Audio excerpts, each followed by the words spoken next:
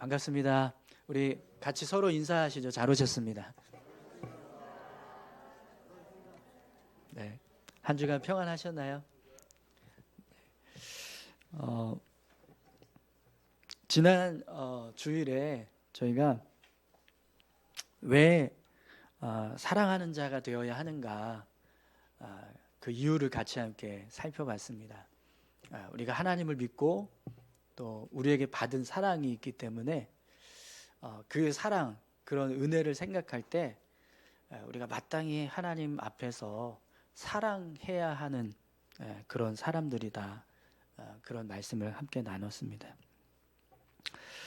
여러분 분명 우리가 믿음의 삶을 살아가는 그 모습에 아주 분명한 증거 중에 하나는 사랑하는 겁니다. 서로 사랑하는 것. 그것이 예수님께서 너희가 내 제자인 줄 알리라 이렇게 말씀하실 정도로 우리의 모습이 그리스도인임을 드러내는 아주 강력한 증거라는 것을 알 수 있습니다. 그래서 여러분 오늘은 우리가 어떻게 사랑해야 되는가 그 이유를 또 같이 함께 어떻게 사랑해야 하는지에 대한 말씀을 좀 함께 나누려고 합니다. 요한일서 3장 17절에서 24절까지 말씀을 함께 우리가 봉독했는데요. 행함과 진실함으로 하자라는 제목으로 같이 함께 말씀을 좀 나누겠습니다. 여러분 제가 개인적인 이야기를 좀 하나 하겠습니다. 혹시 조금 이렇게 마음이 불편하시더라도 이해해 주셨으면 좋겠습니다. 오늘 이제 말씀의 내용과 좀 관련돼서 함께 나누면 좋겠다라는 생각이 들어서 이야기하는 거니까요. 혹시 오해하지 마시고 자랑하는 거 아닌가 이렇게 오해하지 마시고 잘 이렇게 들어주시면 감사하겠습니다. 전에도 제가 한번 여러분들에게 말씀드린 적이 있었던 것 같은데요. 저는 개인적으로 지금 매달 5분의 사역자와 또 한 기관을 이렇게 후원하고 있습니다. 각각 3만 원씩 이제 5분의 사역자를 후원하고 있고 또 1만 원, 만 원 한 단체를 이렇게 후원하는 일을 하고 있습니다. 그래서 매월 정기적으로 16만 원의 후원금을 이렇게 후원하는 일을 하고 있는데요. 어떤 분들에게는 이 16만 원이 뭐 그렇게 큰 금액은 아닐지도 모르겠습니다. 근데 저희 이제 형편에서는 그래도 굉장히 좀 부담스러운 금액인데요. 그럼에도 불구하고 제가 이 일을 지금 계속해서 하고 있는 이유는 처음에 이걸 시작하게 된 동기가 있습니다. 제가 목포에서 이제 부교육자로 사역할 때 이제 지방에 행사가 있어서 진도에 있는 교회를 이제 방문을 하게 됐습니다. 우리 교회에서 지금 섬기고 있는 오병이어 교회가 이제 그 교회였었는데요. 그 전에는 의신교회였어요. 진도 의신교회. 지금은 이제 교회도 새로 건축하고 또 이제 환경도 좀 많이 개선이 돼서 이제 사역하는 모습을 보고 있는데 제가 처음 그 교회에 방문했을 때는 너무 환경이 열악한 거예요. 교회도 정말 거의 다 쓰러지다시피 할 정도의 그런 이제 교회였고 교회 옆에 이제 붙어 있는 사택에서 생활하는데 그 사택도 뭐 마찬가지였습니다. 그러니까 대학원 동기로 같이 사역하던 목사님이 그 교회에서 사역을 하시는데 사모님도 개인적으로 제가 잘 알고 있고 그래서 이제 그 교회를 딱 방문해서 그 모습을 보는데 너무 마음이 아픈 거예요. 제가 부교육자로 사역을 하고 있었지만 담임 목사인 그 목사님보다 제가 형편이 더 좋은 것 같은 그런 이제 느낌이 들었죠. 그래서 안 되겠다. 내가 조금이라도 좀 이렇게 좀 도움을 드릴 수 있었으면 좋겠다. 그런 마음이 들어서 한 달에 한 번씩 치킨 사드리자 이런 이제 생각으로 2만 원씩 이제 후원을 이제 하게 됐습니다. 그래서 이제 중국에 있을 때 도움을 좀 받았던 선교사님 한 분하고 그래서 두 분에게 이제 2만 원씩 후원을 하기 시작했는데 이제 저도 좀 이제 형편이 조금씩 좋아지고 또 사례금도 좀 오르고 이런 상황이 되니까 2만 원 하던 거 3만 원씩 해야겠다. 그래서 이제 3만 원으로 이제 올리고 또 어떻게 하다 보니까 2군데 하다가 3군데, 4군데, 5군데가 되고 또 이제 한 기관까지 또 이렇게 후원을 하게 돼서 지금은 이제 5군데 또 이제 한 기관을 이렇게 후원합니다. 그래서 매월 16만 원씩 후원을 하는데요. 오른손이 하는 일을 왼손이 모르게 하라. 이렇게 우리 하나님께서 말씀하셨지만, 제가 이런 이야기를 드리는 이유는 우리가 실제로 주님의 은혜에 감사하고 또 주님의 사랑을 실천한다라고 했을 때 그냥 말만 하는 것이 아니라 행함이 있어야 그 모습이 이제 온전한 모습이 될 수 있다라는 것을 말씀드리기 위해서입니다. 제가 여러분들에게 이웃을 사랑하고 어려운 사람들을 우리가 좀 도웁시다라고 할 때 그냥 말만 하고 아무 행동도 하지 않으면 여러분 어떻게 생각하시겠어요? 분명히 저의 말이 별로 그렇게 신뢰가 되지 않으실 겁니다. 여러분 우리가 누군가를 사랑하고 섬기겠다라고 할 때 그냥 말로만 하는 것은요 온전한 모습이 될 수 없습니다. 그래서 오늘 이제 본문을 보면 요한 사도도 우리에게 똑같은 말씀을 하고 있어요. 여러분 우리 17절에서 18절 말씀 함께 읽어보겠습니다. 누가 이 세상의 재물을 가지고 형제의 궁핍함을 보고도 도와줄 마음을 닫으면 하나님의 사랑이 어찌 그 속에 거하겠느냐. 자녀들아 우리가 말과 혀로만 사랑하지 말고 행함과 진실함으로 하자. 아멘. 여러분 어떤 사람이 재물이 많아요. 그런데 궁핍한 형제가 있습니다. 근데 그 형제를 도와주려고 하는 그런 마음이 전혀 없다라고 생각을 해보세요. 전혀 도와주지 않는다고 해보십시오. 그러면 과연 그 사람의 마음에 하나님의 사랑이 있을까? 이런 생각을 하지 않으시겠어요? 여러분 요한 사도는요 우리에게 이렇게 말씀하고 있습니다. 자녀들아 우리가 말과 혀로만 사랑하지 말고 행함과 진실함으로 하자. 여러분 사랑은요 말과 혀로 하는 게 아니라 행함과 진실함으로 하는 것인 줄 믿습니다. 그래 여러분 우리가 옆에 계신 분들을 우리가 사랑합시다 이렇게 할 때 사랑한다라고 말할 때 그냥 말만 하지 마시고요. 정말 이해가 필요할 때, 정말 용서가 필요할 때, 정말 도움이 필요하고 섬김이 필요할 때 그렇게 이해하고 용서하고 섬기고 돕고 그렇게 해서 협력해 가는 그런 믿음의 공동체가 될 수 있기를 간절히 소망합니다. 여러분 우리가 예배 시간에 서로 축복하겠습니다 이러면서 찬양하잖아요. 근데 여러분 찬양만 하면 뭐예요? 정말 우리가 서로 정말 진실된 마음을 가지고 서로 축복해주고 섬겨주고 이해하고 용서해주고 사랑해주고 그런 모습이 돼야 그 축복이 진짜 축복이 될 수 있는 겁니다. 근데 그런 모습은 없고 그냥 축복합니다 이러면서 서로 찬양만 하면 그 모습은 전혀 우리에게 유익이 될 수 없다라는 거죠. 지난 수요일에 저희 사모가 예배 중간에 쓰러졌어요. 갑자기 이제 과호흡이 와서 작년에도 이제 그런 경우가 있었는데 또 이제 그런 일이 벌어졌습니다. 그래서 당황스러웠는데 근데 많은 분들이 이렇게 관심을 갖고 또 이렇게 이것저것 이렇게 챙겨주시는 그런 이제 모습을 보면서 너무 감사했습니다. 평상시에 여러분들이 저희 가정 위해서 기도해 주시고 또 많이 관심 가져주시는 걸 잘 알고 있어서 늘 고맙게 생각하는데 또 이렇게 어려운 일들이 있을 때 성도님들의 그런 돕는 손길들을 경험하면 정말 감사함이 되더라고요. 사랑하는 성도 여러분 진심으로 감사드립니다. 여러분 정말 우리가요 말과 혀로만 사랑하지 말고 행함과 진실함으로 사랑할 수 있었으면 좋겠습니다. 오늘 저와 여러분들이 말과 혀로만 사랑하는 것이 아니라 행함과 진실함으로 사랑할 수 있기를 축원합니다. 여러분 우리가 이렇게 정말 하나님 앞에서 우리의 어떤 믿음의 모습을 드러내고 우리가 오늘 이 말씀처럼 말과 혀로만 사랑하는 게 아니라 행함과 진실함으로 사랑했을 때 하나님은요 그 모습을 굉장히 기뻐하십니다. 특별히 오늘 요한 사도는 우리가 그런 믿음의 삶을 살아가게 되면 하나님께서 우리에게 주시는 은혜가 있다라고 말씀을 합니다. 어떤 은혜를 주시는가 여러분 한번 보시겠어요? 우리 19절에서 20절 말씀 같이 함께 읽겠습니다. 이로써 우리가 진리에 속한 줄을 알고 또 우리 마음을 주 앞에서 굳세게 하리니 이는 우리 마음이 혹 우리를 책망할 일이 있어도 하나님은 우리 마음보다 크시고 모든 것을 아시기 때문이라. 아멘.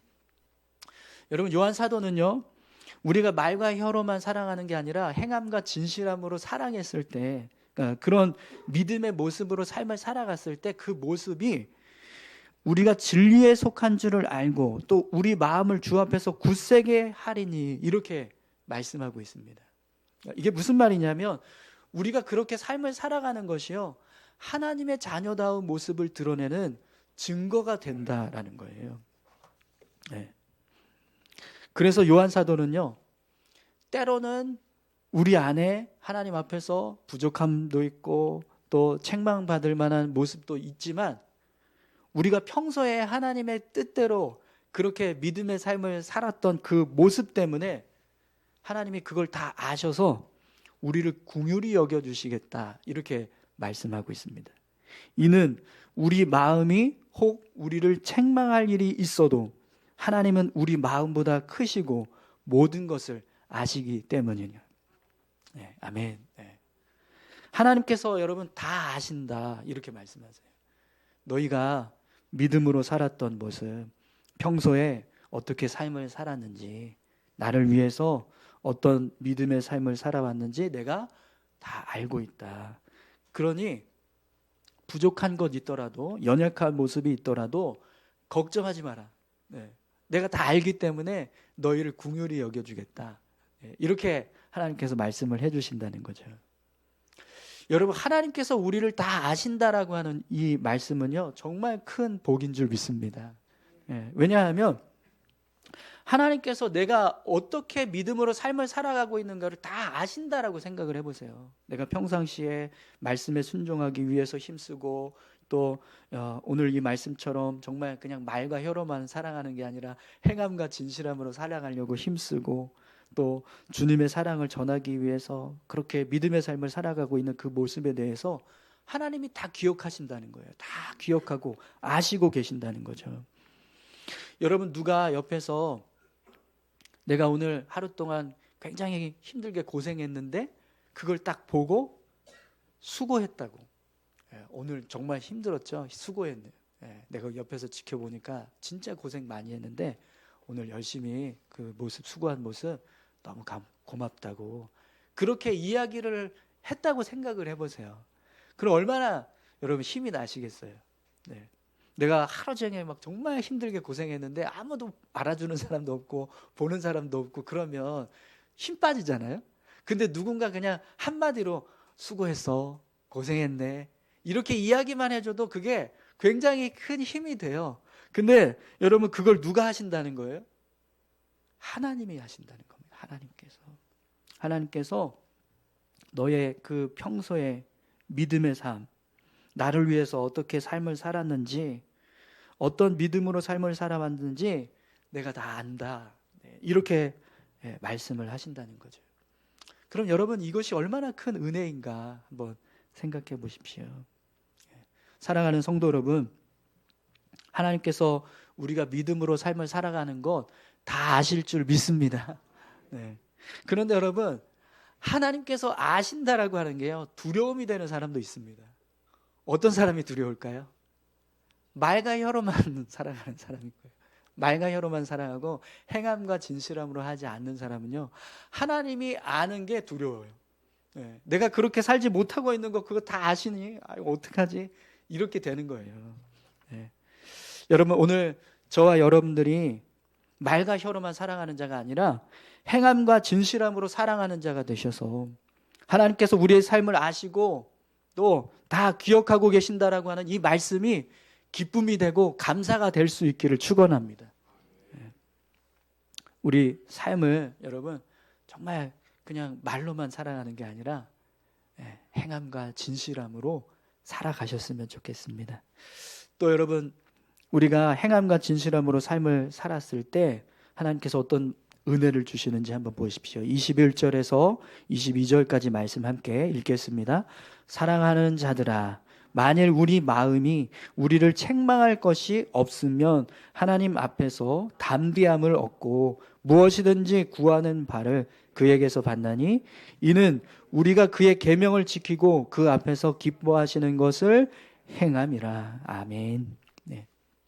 여러분, 요한 사도가요, 우리가 행함과 진실함으로 삶을 살았을 때 하나님 앞에서 담대함을 얻게 된다라는 말씀을 합니다. 21절에 보면 사랑하는 자들아, 만일 우리 마음이 우리를 책망할 것이 없으면, 이런 말씀을 하고 있는데요.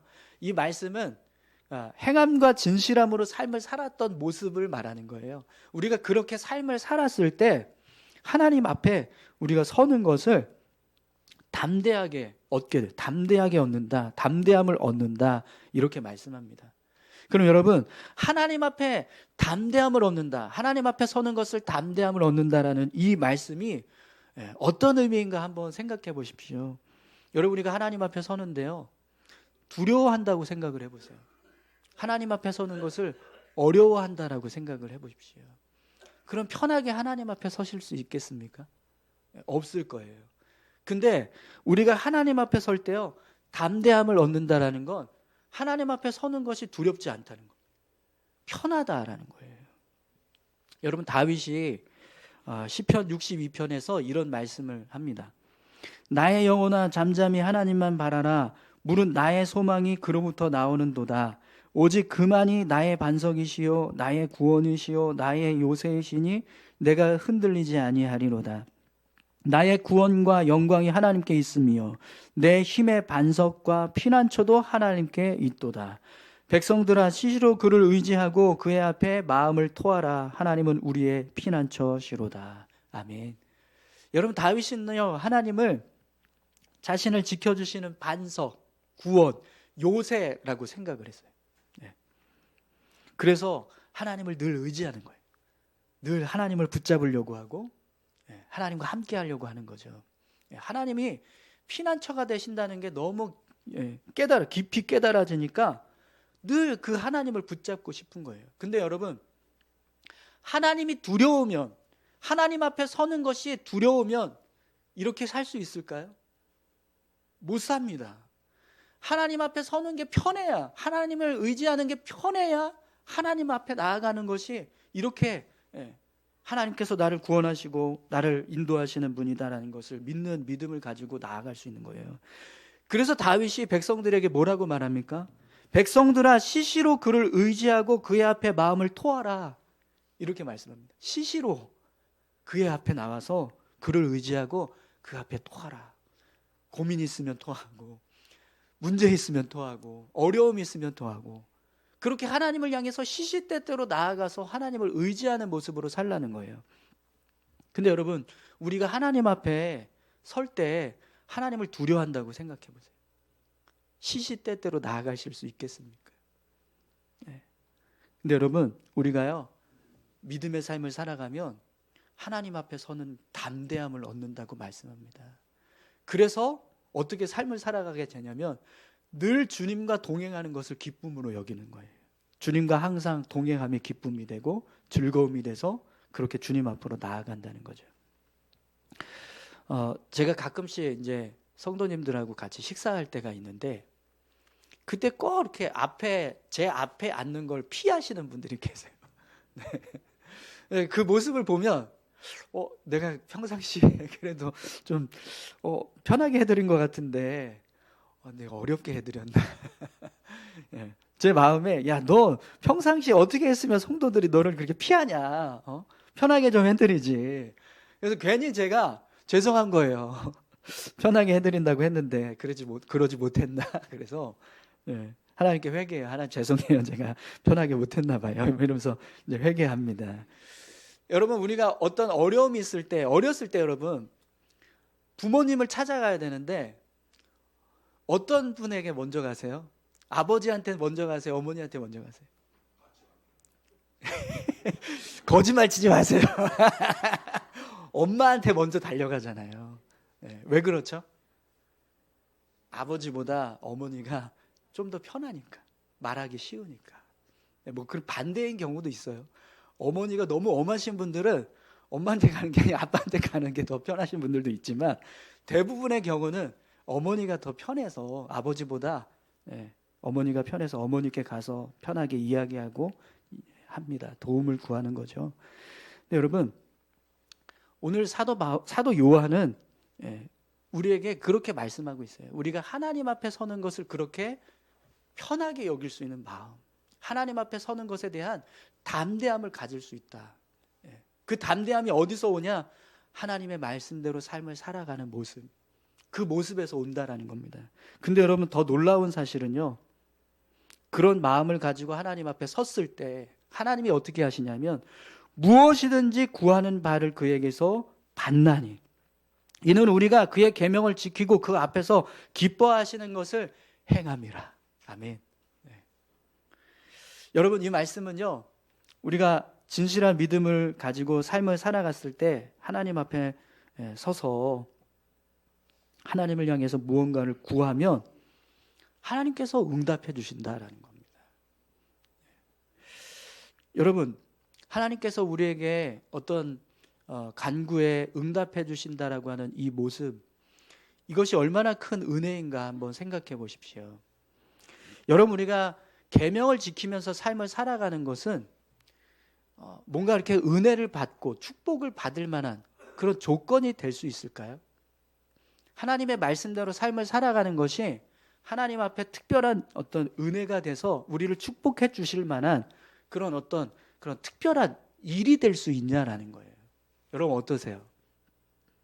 사실 여러분, 우리가 하나님 앞에 받은 구원, 하나님의 자녀가 되었다라고 하는 이 사실 하나만으로도 우리는 하나님의 말씀대로 살아야 합니다. 아멘이십니까? 네. 한번 생각해 보세요. 하나님과 우리의 관계가, 하나님 제가 뭘 드릴 테니까 하나님도 저한테 주세요, 이렇게 기브 앤 테이크 할 수 있는 관계가 될 수 있을까요? 아니에요. 하나님과 우리와의 관계는 기브 앤 테이크의 관계가 아니에요. 하나님은 우리를 창조하신 창조주십니다.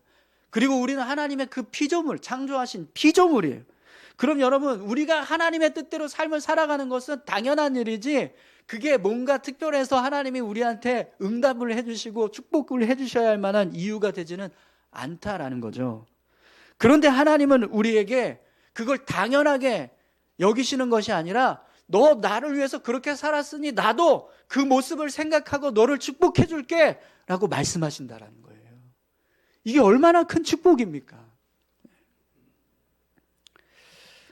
사랑하는 성도 여러분, 말과 혀로만 사랑하지 마시고요, 행함과 진실함으로 사랑하시기 바랍니다. 그러면 하나님께서 우리가 구하는 것 무엇이든지 다 들어주신다고 우리에게 말씀하십니다. 오늘 저와 여러분들이요, 하나님의 말씀에 순종해서 정말 믿음으로 삶을 살아가실 때 그 모습 때문에 하나님께서 우리를 축복해 주시고 우리의 삶을 더욱더 풍성하게 하시는 그런 복된 삶이 되시기를 축원합니다.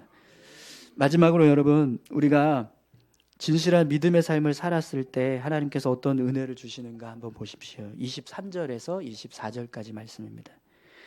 그의 계명은 이것이니 곧 그 아들 예수 그리스도의 이름을 믿고 그가 우리에게 주신 계명대로 서로 사랑할 것이니라.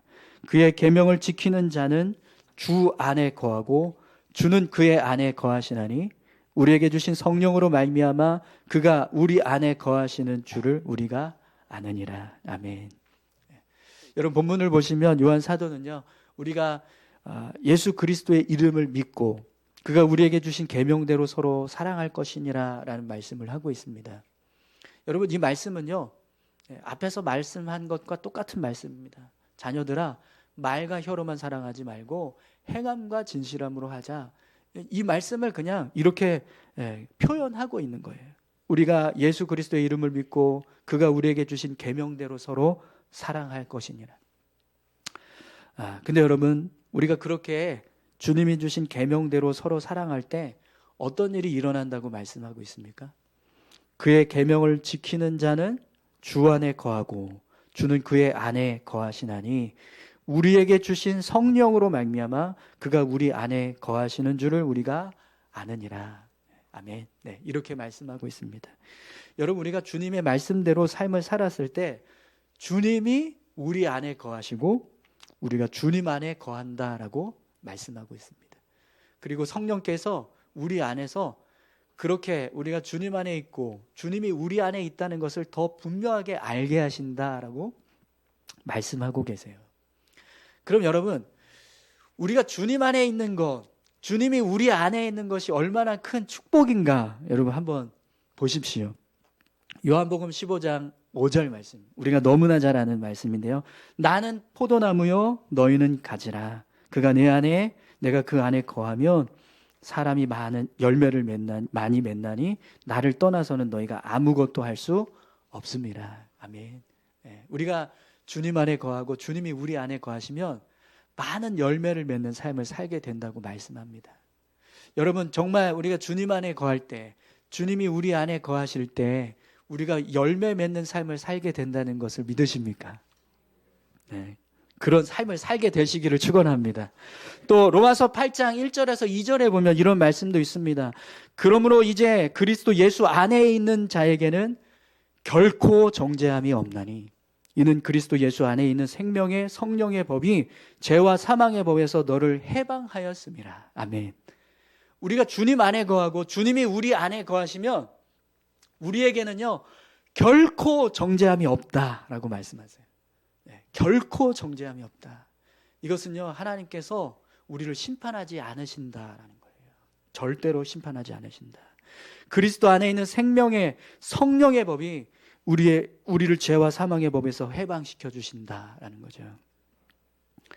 사랑하는 성도 여러분, 우리가 주님과 함께 동행할 때, 주님이 우리 안에 거하실 때 우리가 정죄함을 받지 않게 될 줄 믿습니다. 여러분들의 영혼이 하나님 앞에 서실 때 너 주님 안에 있냐? 너 주님과 함께 했냐? 그걸 보시고 심판하실지 안 하실지 이걸 결정하신다는 거죠. 네. 여러분이 주님 앞에 서실 때, 하나님 앞에 서실 때 심판받지 않는 자로 다 서시기를 소망합니다. 네.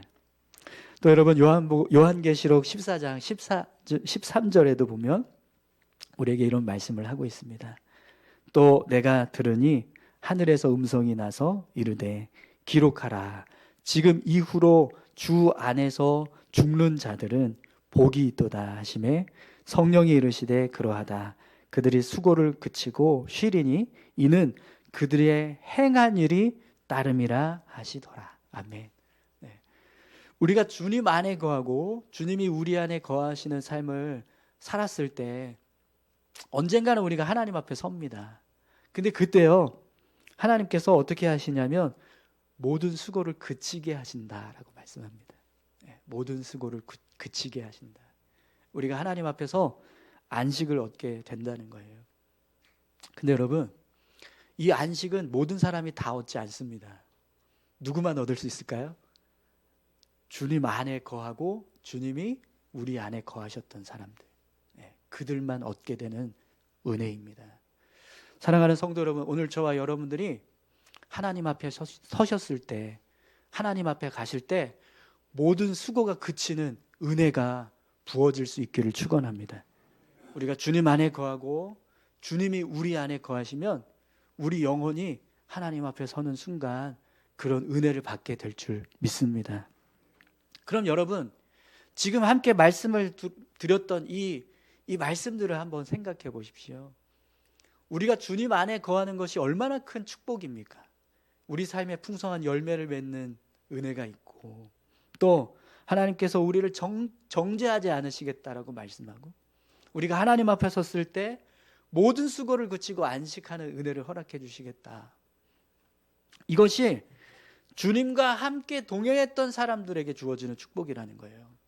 근데 여러분, 이 축복이 누구에게 주어진다고 요한 사도가 오늘 말씀하고 있습니까?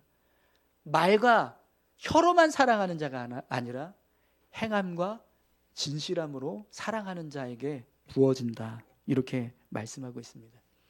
오늘 저와 여러분들이 주께서 주시는 계명들을 지키고 믿음의 삶을 살아가실 때 하나님께서 우리에게 부어주시는 이런 은혜가 여러분들의 삶 가운데 충만하게 부어줄 수 있기를 축원합니다. 우리 같이 함께 찬양하기 원하는데요. 제가 오늘 같이 함께 나눌 찬양을 이렇게 찾다가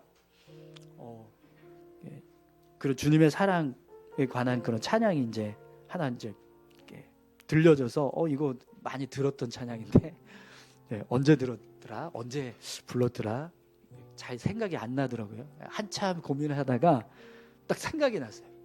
내가 이거 찬양 언제 불렀지? 했더니 청년 때 결혼식 축가로 이 찬양을 불렀더라고요. 주님의 사랑이 이곳에 가득하기를, 주님 사랑 온누리에라는 찬양인데요. 여러분, 이 결혼식 축가로 이 노래 부르려면 어떻게 불러야 돼요? 온 마음을 다해서 축복하려고 하는 그런 마음으로 불러야 되잖아요. 근데 이 찬양 안에 그런 마음이 담겨져 있어요. 근데 여러분, 오늘 사도 요한도 우리를 향해서 서로 사랑하라, 말로 혀로만 사랑하지 말고 행함과 진실함으로 하라, 이렇게 말씀하는데, 이런 말씀을 하는 이유는요, 그냥 말씀대로 살라고 명령하는 게 아니라 그렇게 살았을 때 우리에게 주어지는 은혜가 너무나 크기 때문에, 우리를 향해서 하나님이 너무나 놀라운 은혜를 허락해 주시는데 그 은혜 누리면서 살고 싶지 않느냐라는 거예요. 그래서 우리에게 서로 사랑하라라고 말씀한다는 거죠. 오늘 이 찬양 함께 나누시면서 그런 하나님의 마음을 우리가 같이 함께 품고 정말 그렇게 하나님의 은혜 가운데서 삶을 살아가는 우리가 되겠습니다. 이렇게 결단했으면 좋겠습니다. 우리 다 같이 함께 찬양하겠습니다. 주님의 사랑이 이곳에 가득하기를 기도합니다.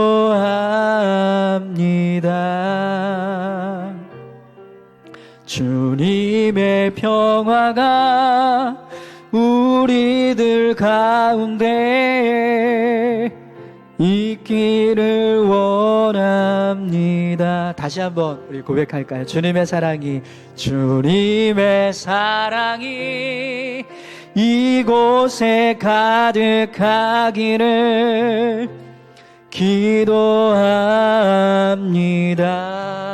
주님의 평화가 우리 같이 서로 우리 손 들고 서로 축복하면서 찬양하실까요? 원합니다. 때로는 지치고 때로는 고뇌도 주만을 바라보면서 세상의 고통이 내게 닥쳐와도 주만을 사랑하리라. 주님의 축복이 이곳에 넘쳐나기를 원합니다. 주님의 사랑이 이곳에 가득하기를 기도합니다. 우리 때로는 지치고 다시 한번 고백합니다. 때로는 지치고 때로는 고뇌도 주만을 바라보면서 세상의 고통이 내게 닥쳐와도 주만을 사랑하리라. 주님의 축복이 이곳에 넘쳐나기를 원합니다. 주님의 사랑이 이곳에 가득하기를 기도합니다. 아멘. 여러분 제가 결혼식 축가 때 불렀던 마음으로 부른 거 느껴지셨어요? 네, 우리 같이 함께 기도하시겠습니다. 사도 바울은 우리에게 말씀대로 살아라, 서로 사랑하라, 말과 혀로만 사랑하지 말고 행함과 진실함으로 하라, 이런 명령을 우리에게 내리고 있습니다. 그런데 여러분, 이 명령을 하는 이유는 그냥 우리가 당연히 마땅히 하나님의 뜻대로 삶을 살아야 하기 때문에 그래서 명령하는 것이 아니라 이렇게 살았을 때 너무나 놀라운 은혜가 우리의 삶 가운데 부어지기 때문입니다. 사도 요한은요, 그 사랑, 그 은혜, 그걸 누리면서 살 수 있는 길을 우리에게 말씀해 주고 있습니다. 하나님, 우리 삶에 이런 은혜가 부어지길 원합니다. 하나님 말씀대로 우리가 서로 사랑하게 하셔서 우리 삶에 이런 풍성한 은혜가 부어질 수 있게 해달라고 여러분 같이 함께 기도하길 원합니다. 함께 기도하시겠습니다. 하나님 아버지 감사합니다. 하나님 우리를 붙들어 주시고 인도하여 주시옵소서. 우리의 삶을 주장하여 주시고 주님 우리를 이끌어 주시옵소서. 우리가 주님 앞에서 믿음의 삶을 온전히 살아갈 수 있도록 하나님께서 주신 말씀을 붙잡고 삶을 살아갈 수 있도록 주님 도우시옵소서. 붙잡아 주시옵소서. 연약하고 부족한 저희들 하나님 함께하여 주십시오. 하나님 말과 혀로만 살아가는 자가 되지 않게 하시고 행함과 진실함으로 사랑하는 자가 될 수 있게 주님 도와주십시오. 우리는 연약합니다. 주님 부족합니다. 주님 은혜 주시고 함께해 주셔서 하나님 그런 믿음의 삶을 우리가 살아갈 수 있도록 도와주옵소서. 하나님 우리의 삶 가운데 오늘 은혜 주시고 하나님 우리를 축복하여 주시겠다고 말씀하시는 것, 주님 이 말씀을 붙잡습니다. 우리가 믿음으로 살았을 때, 우리가 말씀대로 살았을 때, 주님께서 말씀하신 대로 서로 사랑할 때 하나님 우리의 삶을 축복하여 주시고 우리의 삶 가운데 함께하여 주실 줄 믿습니다. 오늘 요한 사도가 말씀하는 이 말씀의 은혜들이 우리의 삶 가운데 부어질 수 있도록 주님 인도해 주옵소서. 감사합니다.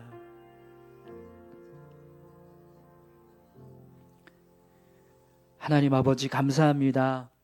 우리를 사랑하시고 또 우리를 축복하시기 원하시는 줄 믿습니다. 그래서 우리에게 서로 사랑하라고 말씀하시는 주님, 이 말씀을 우리가 붙잡고 믿음으로 살아갈 수 있게 주님 도와주시옵소서. 우리의 마음으로는, 우리의 힘으로는 사실 쉽지 않지만 그러나 주님이 우리에게 주신 은혜 때문에 얼마든지 우리가 정말 행함과 진실함으로 하나님 앞에서 삶을 살아가게 하실 줄 믿습니다. 주님 우리를 도우시옵소서.